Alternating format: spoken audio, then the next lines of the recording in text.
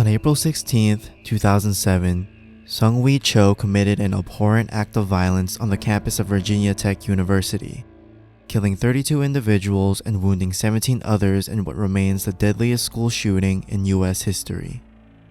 Cho was evidently a mentally disturbed young man, and it was his illness that explains why he did what he did that day. I say this not to excuse him, but rather to introduce you to who Seung-Hui Cho was as a person, and how we can look at his mental health history to paint a picture as to why we need to have better mental health care services and adjusted gun laws to prevent more of these attacks from happening. I'm not going to give a comprehensive history of Cho's past because I don't think I'm quite educated enough to explain all of his different mental health diagnoses, but I will give you a short overview of what seemed to be his most telltale signs of sickness. When Cho was a child, his relatives often described him as cold or selectively mute. His grandfather even reported concerns about his behavior during his childhood, as he was so distant from his grandpa that he wouldn't even make eye contact with him. Despite these early signs of erratic behavior, he was considered to be a fairly good example by teachers when he was in elementary school. Things changed drastically, however, during Cho's 8th grade year in 1999. He became obsessed with the Columbine High School massacre, which happened on April 20th. So much so to the point that he wrote in a school assignment that he wanted to repeat Columbine. The school notified Cho's sister of this, and Cho was sent to a psychiatrist shortly after his sister notified their parents. He was officially diagnosed with selective mutism and was then bullied all throughout high school for his odd behavior, which was a huge factor in his anger at the world. This leads us to Virginia Tech University, where he enrolled right after high school. I must mention that federal law prohibited Virginia Tech from learning about Cho's anxiety-related issues without Cho's permission. But regardless of that, several distressing signs emerged even during Cho's freshman year of college. Throughout Cho's time at Virginia Tech, there was no shortage of red flags for his behavior. He would take pictures of his female classmates' legs underneath their desks. He would write violent poetry disturbing enough to get him kicked out of courses. He would take pictures of his female professors while they taught. And he would take upwards to 30 seconds to respond to questions in class. Most of the time, he didn't even speak. He also denied requests for counseling, and he even got involved in at least 3 separate stalking incidents that culminated in him going to a mental health facility, where he was actually released quite quickly because he was not involuntarily committed.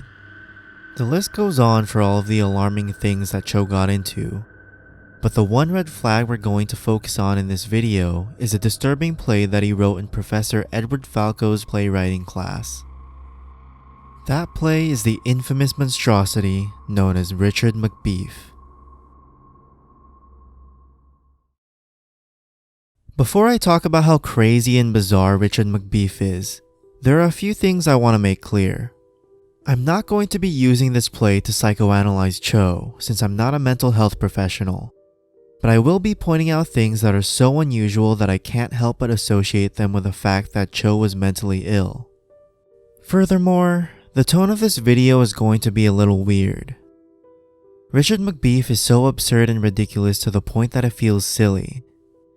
I can't talk about its odd, childish insanity without first mentioning that my discussion of the topic will be comparably light in contrast to the extreme seriousness of his crimes. I don't wish to portray Cho or his violence in any sort of lighthearted manner, so I'm going to emphasize that my criticisms of Richard McBeef and any of the goofiness that comes from it will be focused more so on the play itself, and I will not be directly connecting the play's events to any of Cho's twisted and disturbing acts, namely the Virginia Tech shootings. So, without further ado, let's take a look at what might be one of the worst pieces of writing to have ever come out of a mass murderer. Richard McBeef stars 3 characters.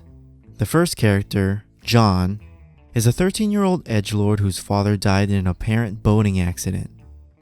His mother, Sue, the second character, is a fairly protective woman who quickly got remarried to a heavy-set former football player named Richard McBeef, the third character of the play and John's new stepfather. The play opens with John grabbing a banana-flavored cereal bar in the kitchen, and when his stepfather Richard McBeef says hello to him, John greets him with a, "What's up, dick?" We're 2 lines into this play, and we've already got 2 sexual innuendos about the male member. And boy does that banana-flavored cereal bar last throughout this play. Also, this is somewhat irrelevant, but to this day, I still have no idea why Dick is a nickname for Richard. It's just so odd to me. Anyway, Richard gets mad at John for not calling him Dad, to which John calls him Dick again and tells him that he isn't his father. Of course, Richard doesn't like John talking back to him, so he tries to have a so-called man-to-man talk with John, but John flees to the TV, where Richard follows him and tries to assert his fatherhood onto the boy. Things quickly turn wild, however, when Richard places his hand on John's lap. John slaps Richard's hand and goes on a completely unhinged rant where he says, and I reluctantly quote, "What are you, a Catholic priest? I will not be molested by an aging, balding, overweight, pedophilic stepdad named Dick. Get your hands off me, you sicko. Damn you, you Catholic priest. Just stop it, Michael Jackson. Let me guess. You have a pet named Dick in Neverland Ranch and you want me to go with you to pet him, right?" There's a whole lot to unpack in these few sentences, but things get worse and we're gonna be here forever if I decide to nitpick every line in this play. So just imagine how bad it's going to get from here on out. All I'm going to say though is that Cho clearly loved his Catholic priest joke enough to say it twice. The funny part about that whole rant is that despite how utterly manic it was, Richard doesn't even seem to react that strongly to it. All he does is sigh and ask why John is so mad at him. John accuses Richard of murdering his father in order to get with his mother, Sue. Although Richard denies this and reiterates that John's father died in an accident. John doesn't buy this excuse, saying that Richard committed a conspiracy like what the government apparently did to John Lennon and Marilyn Monroe. Those are Cho's words, by the way, not mine. The two of them get into an awkward argument where John threatens to stick the TV remote up Richard's ass.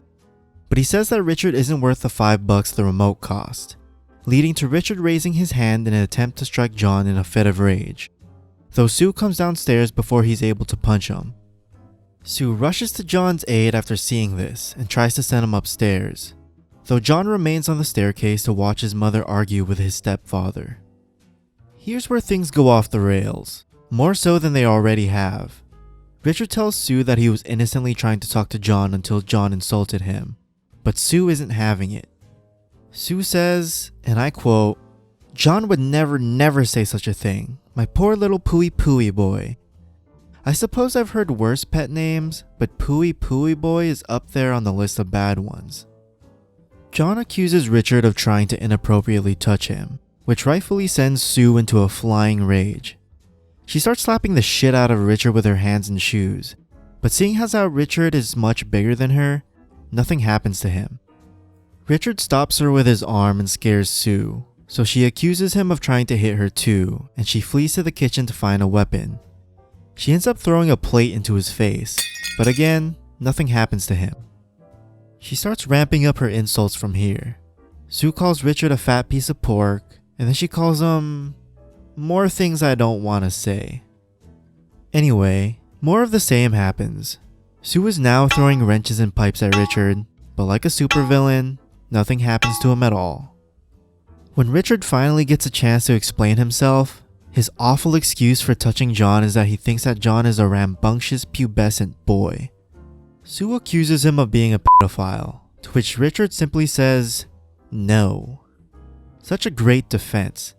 He also calls Sue Honey Poo, which is just slightly better than Pooey Pooey Boy. Richard then says that John is acting out only because his father recently died, and then in nearly the same breath, Richard randomly asks Sue if she wants to do it doggy style.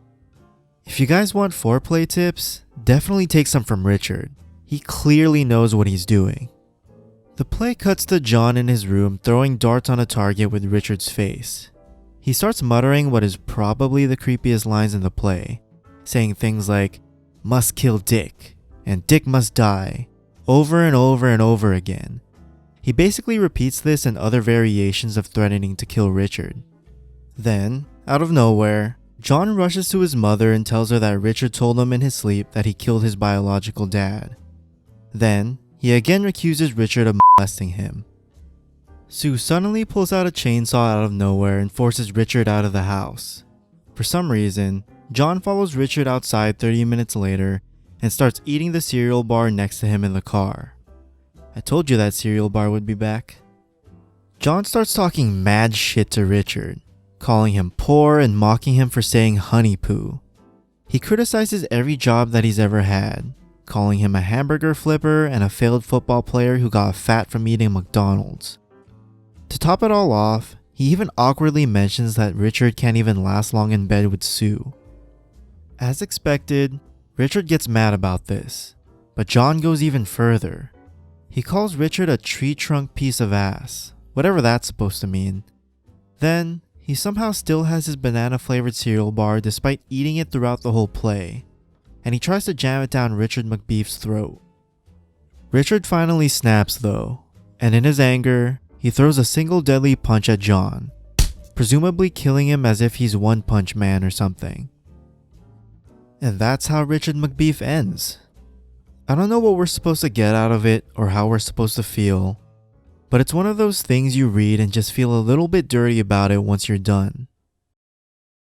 Now, it's clear that this play has a lot of disturbing elements, and when we look at it in hindsight, this should have been one of the many red flags that pointed to Cho's potential for violence, and this should have limited his access to guns. People who write twisted plays aren't necessarily prone to violent acts, but the fact of the matter is, intervention and watchful eyes are needed in cases like this. I want to end this video by emphasizing that we need to be more vigilant and proactive as a society in strengthening both our mental health care system and our preventative measures against gun violence. That's why I would like to briefly direct you guys to just a few organizations and resources that I think should be supported and used. I'll leave links to their websites in the video and in the video's description. I must also mention that I don't think that simply being educated about gun violence and our poor mental health care system is enough. Being an advocate against these things is far more important, no matter what part of the political spectrum you're from. Decreasing gun violence and strengthening mental health resources should not be a bipartisan issue. So with that, thank you all for watching. Be safe and have a great rest of your day.